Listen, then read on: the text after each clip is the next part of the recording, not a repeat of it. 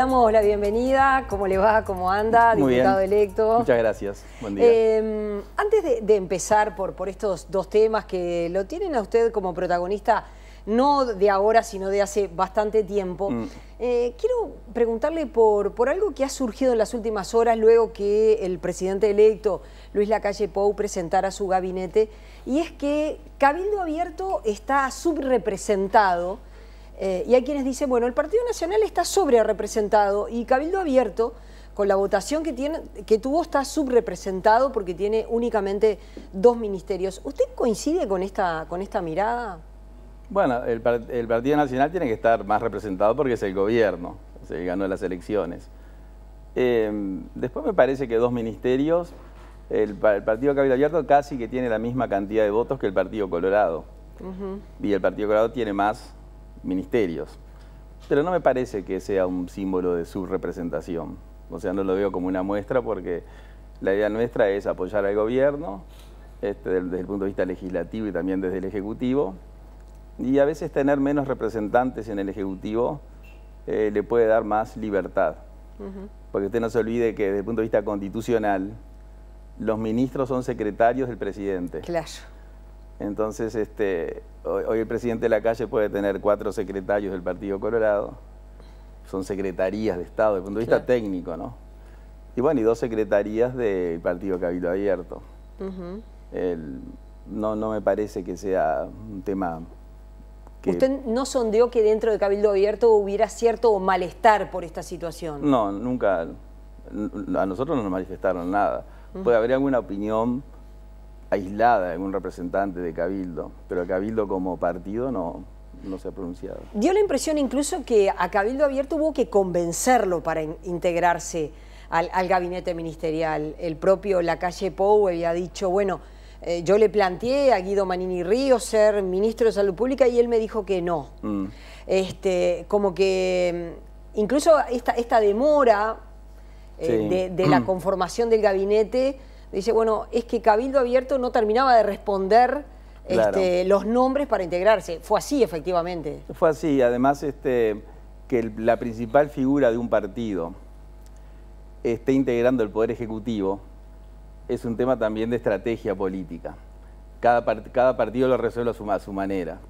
A veces no es bueno que la principal figura sea un secretario del presidente. Claro. ¿No? Entonces, parecería que es más oportuno o conveniente que esté ocupando su banca en el Senado y que tenga representantes importantes, porque la ministra de Vivienda es una primer figura del Partido Cabildo Abierto.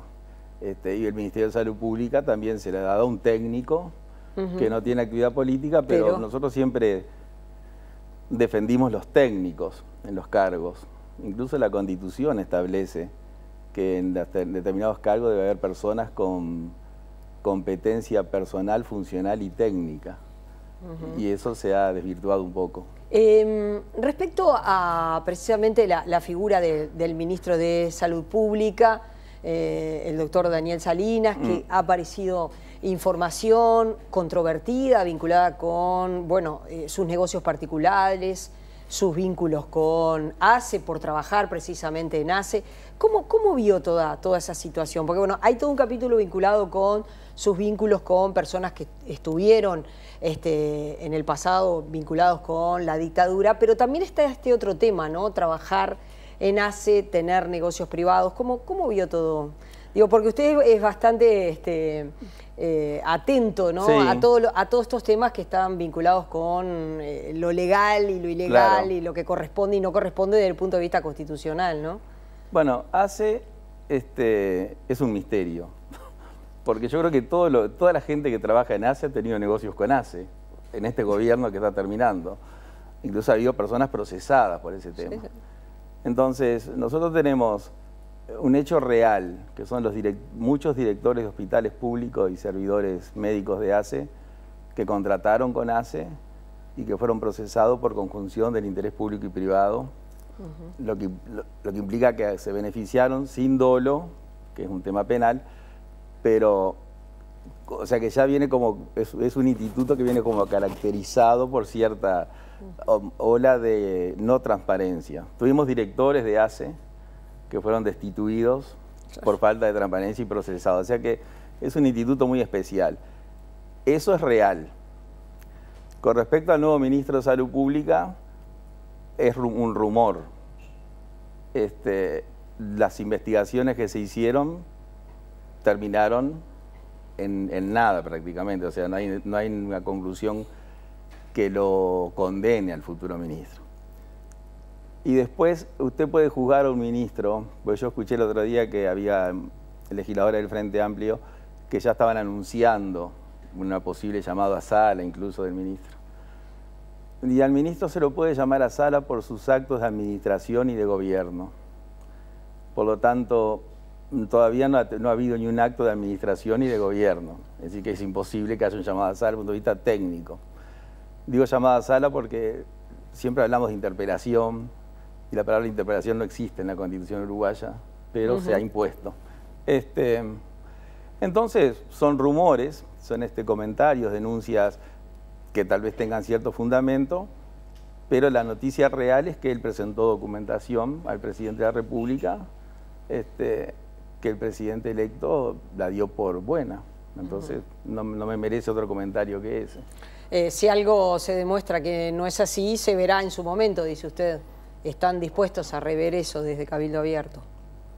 Claro, es decir, si se demostrara que el futuro ministro de Salud Pública cometió un delito, cosa que nosotros descartamos porque es el motivo por el cual usted no podría tener un ministro.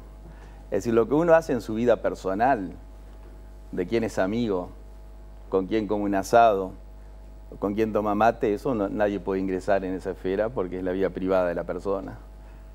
Ahora, cuando una persona adquiere responsabilidades públicas, si su conducta afecta el erario público o el prestigio de una institución, se tendrá que ver, pero nosotros tenemos toda la información de que eso no va a suceder, no va a pasar, porque ya está, es decir, tiene una trayectoria de muchos años en la salud pública, en la salud privada, y el propio presidente del sindicato médico salió a descartar cualquier sospecha sobre su accionar. Entonces parece que hay como demasiada atención en un tema que a mí me parece menor, pero nadie le puede decir al otro en lo que puede prestar atención y no. Eduardo, decíamos en la presentación de la entrevista que usted desde antes de postularse para una banca en el legislativo a través de Cabildo Abierto ya estaba con el tema primero de UPM, esta inversión que hace la empresa finlandesa, luego de la construcción del tren, y allí son dos temas que son en paralelo, pero que obviamente están vinculados. En el caso de las obras del tren central que ya comenzaron, ¿se va a intentar parar estas obras? ¿De qué manera? ¿Con qué herramientas? Bueno, el tren central se va a parar, no se va a intentar. ¿Usted dice se va a parar? Sí, sí, 100%. La herramienta es algo de lo cual nosotros tenemos que estar orgullosos, que es lo que yo denomino los griegos en la plaza, el Instituto de Gobierno Directo, que nosotros tenemos varios. Los referéndums locales. Los referéndums locales. El artículo 305 de la Constitución, que está hace 101 años en la Constitución de 1918, establece que el 15% de los habitantes de una localidad podrán presentar a las autoridades departamentales una iniciativa escrita con alguna inquietud que ellos creen que la autoridad departamental debe resolver. Eso lo tenemos gracias a los constituyentes del 18 que tienen un gran sentido de la democracia. Ahora, ¿qué pasa? Nunca se aplicó ese instituto porque siempre que los vecinos o los habitantes de una localidad tienen una inquietud, lo demuestran, lo exteriorizan, se lo hacen llegar a sus representantes políticos. Algunos directamente y otros incluso cortando una carretera o prendiendo fuego una cubierta pidiendo un semáforo. Por ejemplo. Entonces, la gente cuando ve que el representante político no la atiende, tiene sus metodologías para hacerse oír. Algunas son legales y otras no.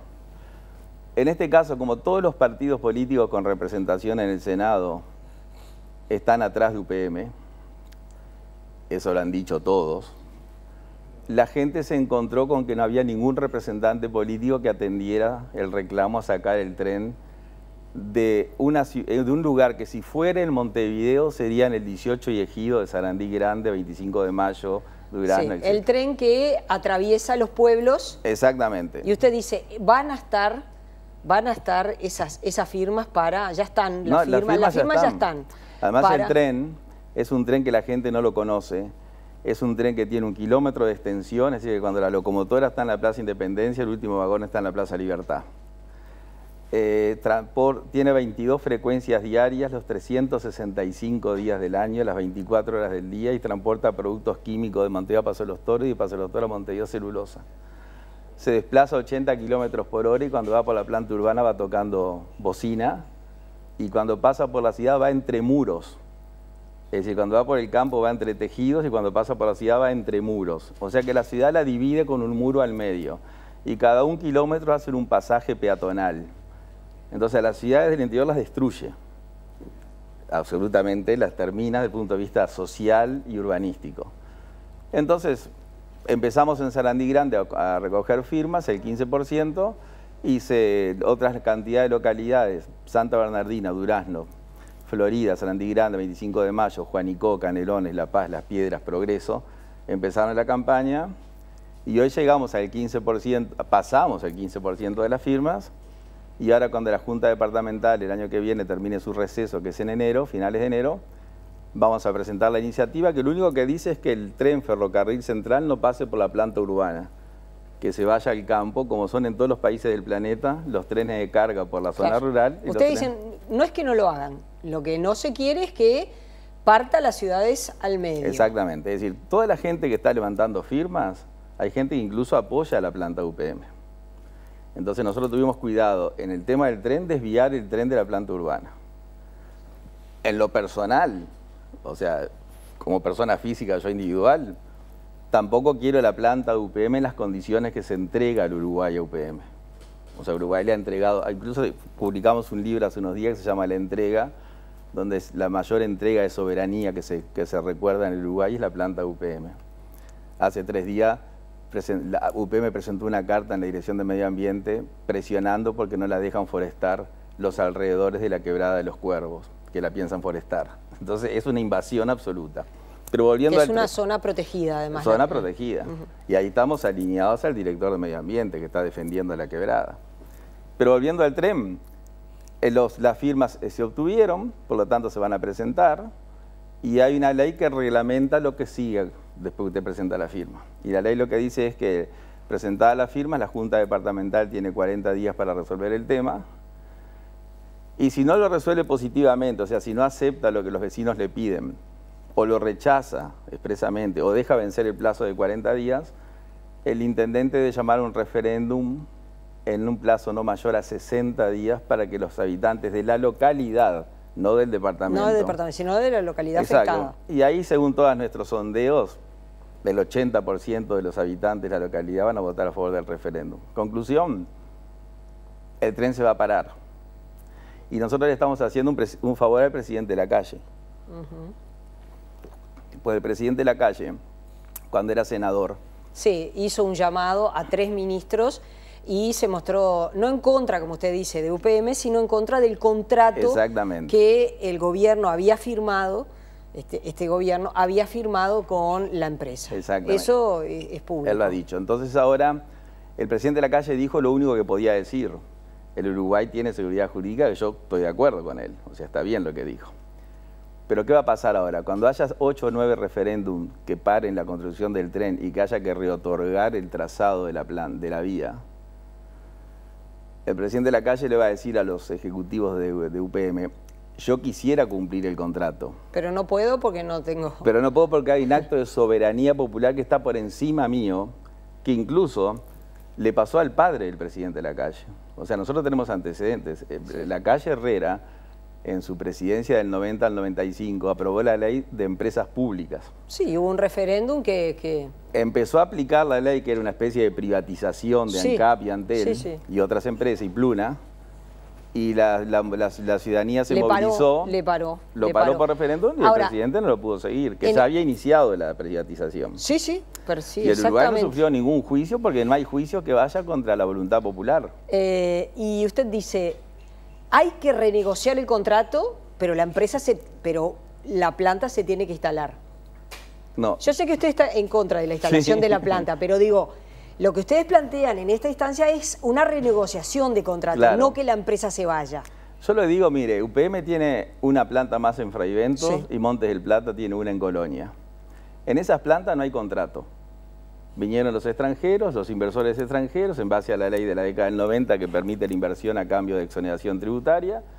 El gobierno le dijo, bueno, le damos la exoneración tributaria y nada más. Ustedes hagan el resto. En eso se podrá estar de acuerdo o no, pero el gobierno cumplió la ley. Este mismo gobierno, curiosamente, del Frente Amplio, porque las plantas se instalaron en los gobiernos del Frente.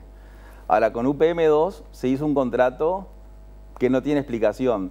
Y cuando yo digo que es indefendible porque cuando nosotros atacamos el contrato, la presidencia contrató un abogado particular para que lo defendiera. O sea, no hay ninguna jurídica de presidencia que defienda el contrato. Y el abogado particular que hizo un informe defendiendo el contrato, cuando en las primeras páginas del informe hace una enumeración del material que le dieron para poder realizar su informe, enumera una cantidad de documentos que eran secretos y que nosotros nos enteramos que existía gracias al abogado que contrató presidencia para que defendiera la planta. Y ahí nos dimos cuenta de algunas conductas que rozan, yo diría, lo penal. Lo voy a volver a invitar porque obviamente es un tema muy grande, un tema encima.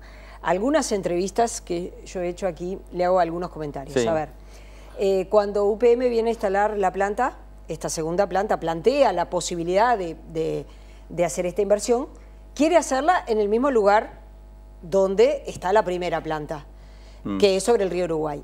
Y el gobierno, dice, que le plantea que lo haga en el centro del país. ¿Por qué? Porque el centro del país está muy deprimido económicamente y se necesita un polo de desarrollo. Y este es un polo de desarrollo muy potente. Por algo los intendentes están de acuerdo con esta instalación. Entonces, claro, pero al plantearle a UPM cambiarle la locación y que UPM acepte ese cambio, Uruguay tiene que hacer las obras de infraestructura. Pero cuando uno va a ver qué es lo que pasa en el mundo, siempre, es decir, los privados hacen la inversión, pero los estados hacen la infraestructura. No hay que el Estado... Brasil, por ejemplo, hizo la infraestructura ferroviaria para poder recibir las inversiones. Son los países los que hacen las inversiones en infraestructura, son los privados los que invierten por allí. Sí, bueno, eso que usted dice es cierto, pero eso se justificaría si el privado le dejara algo al Uruguay. Pero si usted va a gastar 2.225 millones de dólares en un tren, usted imagínese si el gobierno dijera, bueno, yo los 2.225 millones de dólares que le hago al tren de UPM, porque el tren solo lo utiliza UPM, nadie puede entrar por la vía esa. El gobierno cuando dice que es otras vías, es mentira. El contrato dice que para que otra formación ferroviaria circule por la vía tiene que pedirle permiso a UPM. Y UPM no le va a dar el permiso porque tiene 22 frecuencias diarias y si no los trenes se van a chocar. Entonces el tren es de UPM y la vía es de UPM. Ahora, si usted gasta, usted imagínese 2.225 millones de dólares, que es el contrato, las 15 cuotas de 148 millones de dólares mensuales, si usted se lo da a la industria nacional, al centro del Uruguay deprimido, ¿por qué se lo tiene que dar a una empresa finlandesa? Que al Uruguay no le deja nada, porque se cuenta que la empresa finlandesa está en una zona franca. Para el Uruguay, la zona franca es Finlandia, desde el punto de vista tributario. Trae su mercadería al puerto, que es otra zona franca. Transcurre por una vía que le construye Uruguay, que la usan solo ellos. Entonces, lo único que ellos pagan es el BPS y algún impuesto más. Entonces, no se justifica esa inversión. Es cierto, el centro deprimido y todo. Bueno, yo le digo, bueno, le hubieran dado 148 millones de dólares por año al centro del Uruguay deprimido durante 15 años, yo le puedo asegurar que es un salto de calidad tremendo. Es un tema complejo, la vamos a seguir porque se intentó, por ejemplo, se intentó en el norte con Aluri y no resultó. Parecería no ser tan sencillo volcar esa plata así si no hay detrás una inversión. Pero bueno, este tema va a seguir, ¿lo volvemos a conversar, le parece? Sí, claro, con mucho gusto. Esta inversión, es decir, hace un tiempo atrás uno de los más grandes ambientalistas de Uruguay fue a Finlandia. y estuvo en la universidad, habló con la ministra de Industria de Finlandia y con el PIC-CNT de Finlandia. Y los 3 institutos le dijeron que estaban asombrados de lo que habían conseguido en Uruguay, que ni los finlandeses deben poder creer todo lo que Uruguay le dio, porque le dimos el agua dulce, le hemos dado todo. Entonces, si ellos quieren instalarse, bueno, que pongan algo de sí.